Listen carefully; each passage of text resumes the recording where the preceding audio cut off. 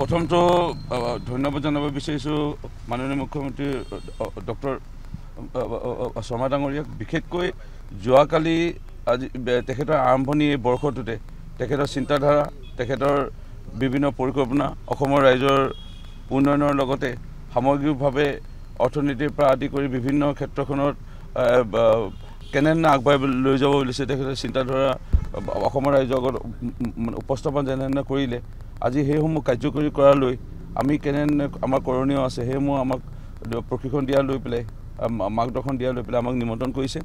মই খুবেই আনন্দিত আৰু ডক্টৰ হেমন্ত বিশ্ব শৰ্মা ডাঙৰীয়াৰ টীমত কাম কৰিব পাই মই নিজকে সৌভাগ্যৱান বুলি অনুভৱ কৰিছোঁ। বহু সময়ত এনেকুৱা কথা ওলাই যে বিধায়কৰ টিকট অহাবাৰ কৰ্তন হ'ব ক'ৰবাত টিকট যিখিনিয়ে ভালকৈ কাম কৰিব নোৱাৰে, সেই ক্ষেত্ৰত কিবা টাৰ্গেট মুখ্যমন্ত্ৰীগৰাকীয়ে দিছে আগতেও?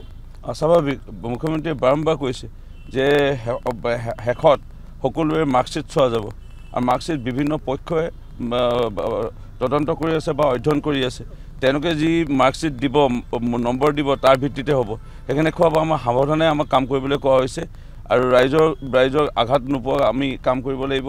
ৰাইজক আমি খুব ভালধৰণে সেৱা কৰিব লাগিব আৰু টকা পইচাৰ লেনদেন আমি কৰিব নালাগিব, একদম ষ্ট্ৰিক্টলি আমাক কৈ দিছে। এটা যদি দাগ আহে, বদনাম আহে, সেইখিনি একেবাৰে কেতিয়াও মাফ নহ'ব। সেইকাৰণে আমি খুব সূক্ষ্মভাৱে আমি কাম কৰিবলৈ প্ৰয়াস কৰিছোঁ। ধন্যবাদ। সামাজিক মাধ্যমৰ ক্ষেত্ৰত কিবা আছে নেকি ইনষ্ট্ৰাকশ্যন? সামাজিক মাধ্যমতো আছে যে আমি ছ'চিয়েল মিডিয়াত এক্টিভ হৈ থাকিব লাগে, আমাৰ যিসমূহ কাৰ্যক্ৰম আমি উপস্থাপন কৰিব লাগে আৰু আমি ক'ৰবাত বিতৰ্কত আমি কেতিয়াও লিপ্ত হ'ব নালাগে, এইখিনি আমাক কোৱা আছে। আৰু ছ'চিয়েল মিডিয়াটো আজিকালি এটা ডাঙৰ মঞ্চ, এটা প্লেটফৰ্ম, সেইখিনি আমি খুব ভালধৰণে আমাক চাবলৈ কোৱা হৈছে।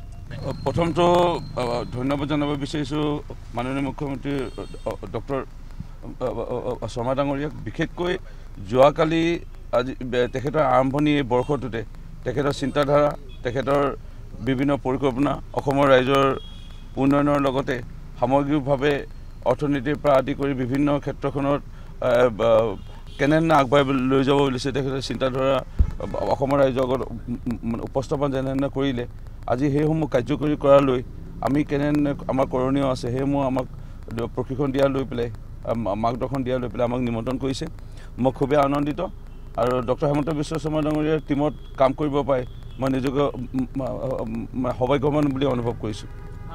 বহু সময়ত এনেকুৱা কথা ওলাই যে বিধায়কৰ টিকট অহাবাৰ কৰ্তন হ'ব ক'ৰবাত টিকট যিখিনিয়ে ভালকৈ কাম কৰিব নোৱাৰে, সেই ক্ষেত্ৰত কিবা টাৰ্গেট মুখ্যমন্ত্ৰীগৰাকীয়ে দিছে আগতেও?